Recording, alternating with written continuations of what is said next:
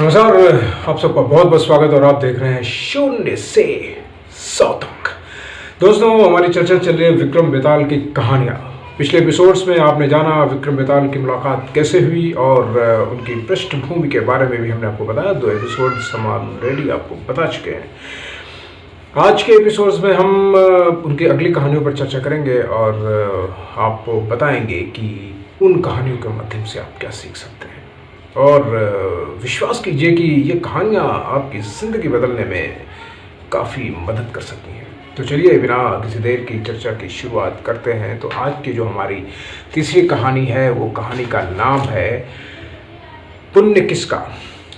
वर्धमान नगर में गंधर्व से नाम के एक राजा राज करते थे। एक दिन उनके दरबार में एक वीरवर नाम का राजपूत आया और उसने महाराज से कुछ मांगने की कोशिश की, लेकिन उससे पहले महाराज ने उससे पूछा कि तुम्हारी आवश्यकता के लिए तुम्हें क्या चाहिए।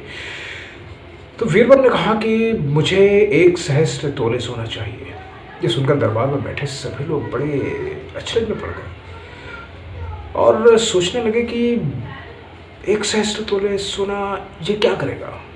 लेकिन राजा ने उससे पूछा कि तुम्हारे परिवार में कौन कौन है। तो वीरवर ने जवाब दिया कि मैं, मेरी भार्या, मेरा पुत्र और मेरी पुत्री।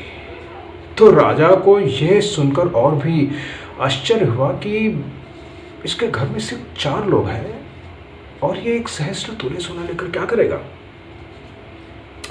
लेकिन राजा ने उससे कुछ कहा नहीं और अपने भंडार के भंडारी को बुलाकर यह कह दिया कि वीरवर को 1 सहस्त्र तोले सोने दे दिया जाए। इस तरह वीरवर रोज 1 सहस्त्र तोला सोना लेकर के अपने घर जाता और उसमें से आधा ब्राह्मणों को दान कर देता और उसमें से जो आधा बचता उसके 2 भाग करता और उन 2 भागों में से आधा वैरागियों को दे देता, सन्यासियों को दे देता और उसमें जो आधा बचता उसमें से भोजन तैयार करवाता और वंचितों और अतिथियों को खिलाता। उसमें जो बचता उसकी पत्नी को खिलाता और अपने दोनों बच्चों को खिलाता। शेष बचने पर वो स्वयं खाता। वीरवर की दिनचर्या ये थी कि शाम ढलने के बाद ढाल और तलवार लेकर वो राजा के सिरहाने खड़ा हो जाता और बड़ी सजगता से वो राजा की देखरेख करता। एक दिन रात में मरघट से किसी के क्रंदन स्वर सुनाई देता है। राजा उससे कहता है कि वीरवर, जाकर देखो इस समय मरघट में किसके क्रंदन का स्वर सुनाई दे रहा है और कौन विलाप कर रहा है। वीरवर वहां से चलता है और सीधा मरघट जाता है। मरघट जाने के बाद वो देखता है कि एक बहुत ही सुंदर नवयौवना स्त्री सर से पैर तक आभूषणों से लदी खड़ी है। कभी रोती है, कभी चिल्लाती है, कभी विलाप करती है, कभी छाती पीटती है, लेकिन उसकी आंखों से एक बूंद भी नहीं निकलता। वीरवर उसके पास जाके पूछता है कि देवी, आपके इस विलाप करने का कारण क्या है। तो वो नवयौवना रूपवती स्त्री कहती है कि मैं रोती इसलिए हूँ, छाती इसलिए पीटती हूँ कि तुम्हारे राजा के महल में अनुचित कार्य होते हैं और यही कारण है कि राजा बहुत दिनों तक जीवित नहीं रह सकेगा और बहुत जल्द ही वो मर जाएगा। ये सुनकर वीरवर बेचैन होता है। वो बोलता कि देवी, इसके बचाव का कोई उपाय है। तो रूपवती स्त्री कहती है कि हाँ, इसके बचाव का एक ही उपाय है कि यहाँ से 1 योजन की दूरी पर एक देवी का मंदिर है। वहाँ अगर तुम जाकर के अपने बच्चे का शीश चढ़ा देते हो तो ये विपदा टल जाएगी और मैं यहाँ से स्वयं चली जाऊँगी और तुम्हारे स्वामी शतायु होंगे। वीरवर ये सुनकर अपने घर आता और आकर के अपनी पत्नी को सारी बातें बता देता है। जब वो अपनी पत्नी को बता रहा होता है तो उसका बेटा जग जाता है। बातें सुनकर उसकी बेटी भी जग जाती है। चारों आपस में बात करते हैं। उसकी पत्नी कहती है कि जैसी स्वामी की आज्ञा, पत्नी का धर्म ही होता है स्वामी की सेवा करना। बेटा कहता है कि पिताजी, इस शुभ काम में देरी नहीं करनी चाहिए। इससे 3 मनोरथ सिद्ध हो जाएंगे। एक तो पहले आपकी स्वामी भक्ति हो जाएगी, दूसरा राजा शतायु हो जाएंगे, तीसरा मेरा सबसे बड़ा सौभाग्य कि मैं किसी के काम आया।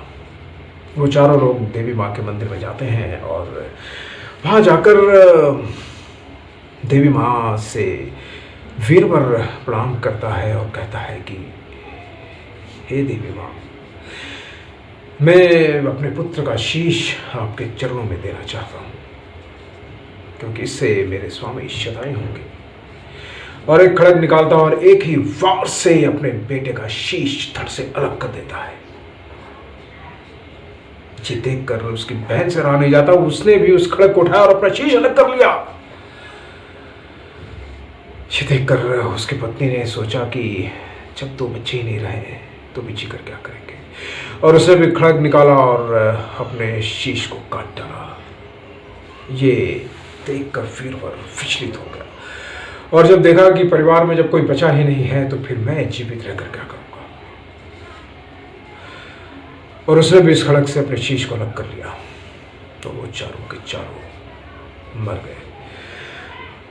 राजा को जब इस बात का पता चलता है तो राजा भागता भागता मरघट में आता है और मरघट का वो सारा दृश्य देखकर वो बहुत विचलित और बेचैन उठता और कहता है कि मेरी शतायु के लिए, मेरी उम्र के लिए, मुझे लंबी आयु देने के लिए इन चारों ने अपना बलिदान दे दिया है। धिक्कार ऐसे जीवन पर, नहीं चाहिए ऐसे जीवन। और वो खड़ग निकालता है और जैसे ही अपने गर्दन पर रखता है, मारने जाता है कि देवी ने उसका हाथ पकड़ लिया और देवी माँ कहते कि राजन, मैं तुम्हारे इस कार्य से अत्यंत प्रसन्न हूं। बोलो तुम्हें क्या चाहिए, जो तुम मांगोगे वो तुम्हें मिलेगा। राजा कहता है कि हे देवी माँ, अगर आप सचमुच में प्रसन्न हैं तो इन चारों को जीवित कर दीजिए। देवी ने अमृत छिड़ककर उन चारों को जीवित कर दिया। बेताल कहता है राजन, मैंने कहा था, बताओ कि पुण्य किसका। राजा कहता है बेताल, पुण्य तो राजा का हुआ। बेताल बताओ वो कैसे। राजा कहता है सेवक का धर्म है स्वामी की सेवा करना और उनके लिए जो कुछ हो सकता है वो कर देना, लेकिन स्वामी का अपने चाकर के लिए अपने प्राणों का बलिदान देना, ये सचमुच में महानता की पराकाष्ठा है। इसलिए पुण्य तो राजा का ही हुआ। बेताल ने कहा राजन, मैंने कहा था तू बोलेगा तो मैं चला जाऊंगा, देख मैं जा रहा हूं। और बेताल जाकर के पेड़ पर लटक जाता है। राजा को फिर लौटना पड़ता है और बेताल कहता राजन, मैंने कहा था तू बोलेगा तो मैं चला जाऊंगा।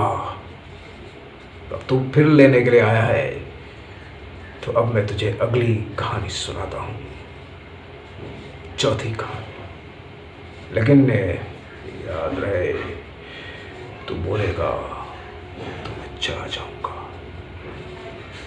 तो सुन, चौथी कहानी सुनाता हूं।